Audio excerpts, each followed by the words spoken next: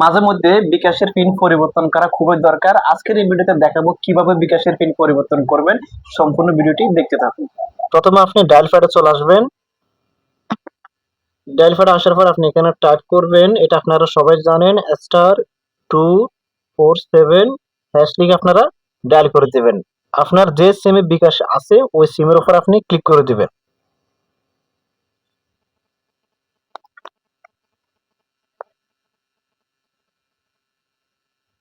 Dial করে দেওয়ার পর আপনি এখানে পাবেন ৯ নম্বরে দেখুন একটা লেখা আছে মাই বিকাশ, আপনি এখানে 9 লিখে তারপর সেন্ডের উপর ক্লিক করে দিবেন।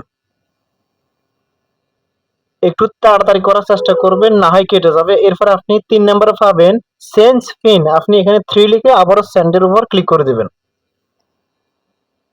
এরপর আপনি এখানে লিখে আছে দেখুন ইন্টার টেম্পোরারি ওল্ড পিন, আপনার পুরাতন পিনটা আপনি এখানে বসায় দিবেন। বসানো হয়ে গেলে আপনি সেন্ডে ক্লিক করে দিবেন। এখন আপনি ইন্টার এ 5 ডিজিট নিউ পিন, আপনি নতুন পিনটা বসায় দিবেন, 5 ডিজিটের 5 সংখ্যার নতুন পিনটা বসায় দিবেন। তারপর আপনি আবার সেন্ডের উপর ক্লিক করে দিবেন। নতুন যে পিনটা দিয়েছিলেন ওটা আবারও আপনি দিয়ে দিবেন। তারপর আবার আপনি সেন্ডের উপর ক্লিক করে দিবেন। ক্লিক করে দেওয়ার সাথে সাথে আপনার বিকাশের পিনটা পরিবর্তন হয়ে যাবে।